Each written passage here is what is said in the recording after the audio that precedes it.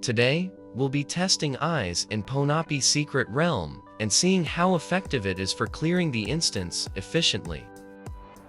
I'll show you my current item build, the setup I'm using, and some useful tips for her gameplay so you can get faster and smoother clears in Ponape Secret Realm.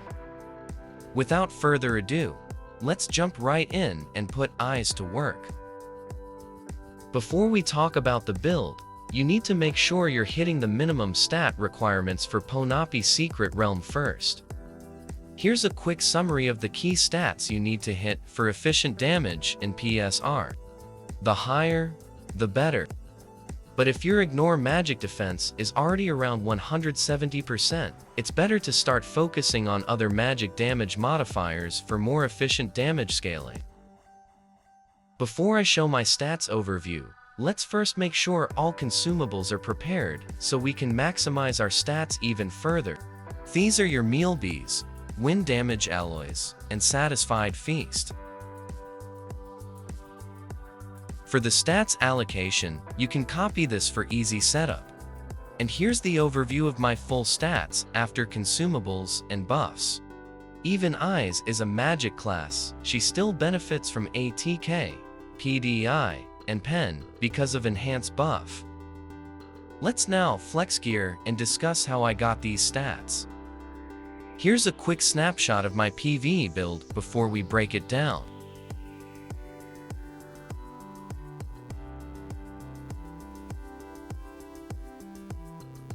The best offhand for AIS is the Skeleton Bracer, and I'm using Thor's card to increase my overall damage. Aim for Insight 3 to 4 with PDI enchant for better overall damage output. For the armor, I'm using other Shoal Patrol, but the best in slot option is Soul Cage since it boosts both your magical and physical damage and gives 20% damage to large monsters. And for the card, I'm using Alien Priest Magaleta card for additional spell crit. The best slot for the garment is Classical Robe, and I'm using Zenobia card to increase my skill damage. Aim for Arcane 3 to 4 with PDI enchant. For my boots, I'm using Tristan's Grace equipped with De Tartarus the Revenant Star card to increase my magic pen. For the accessories, I'm using Red Rose hair clip in both slots. I'm using Demonic Overseer card for additional skill damage and final damage.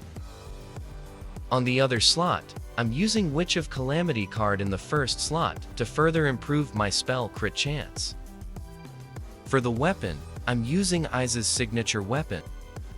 I'm running Drake Star card to avoid size penalties. And the other card is the new Time and Space Dragon card, which gives a huge damage boost against dragons. The best headgear is Music of Soul, and I'm using Katarina Star card to increase my magic pen. And here are the remaining gacha items I think work best for the remaining slots. Quick note, this back gear becomes really important if your magic spell crit chance is still under 40%. Let's now move to the shadow equipment. The most important part here is the accessories. Make sure to prioritize 2 exercising talismans, as they're one of the best sources of magic spell crit chance. And here is my Oracle Extract and Relic. And this is my memory progression. My runes are pretty standard, you can copy it if you like, just get lucky to unlock all 7 with second lines. Also, prioritize this Arcane Frenzied rune. I just forgot to reset it and make this level 100. For my Prepare for Elite, I use all of AIS's buff skills to maximize her overall performance. Alright, let's take this build into action. Make sure to cast PFE first before engaging, then hit the dragon with Silver Glow about twice to quickly stack its magic defense reduction to maximum. Then cast Aerial to speed up the run. Once the crystals appear, use Symphony of Wind and Fire to take down 2, then quickly clear the remaining pair. Burst the dragon down to 50% HP as quickly as possible. Make sure to keep moving while aerial is active to extend its duration. After taking down the first to spawn dragons, burst the boss down to around 5% HP.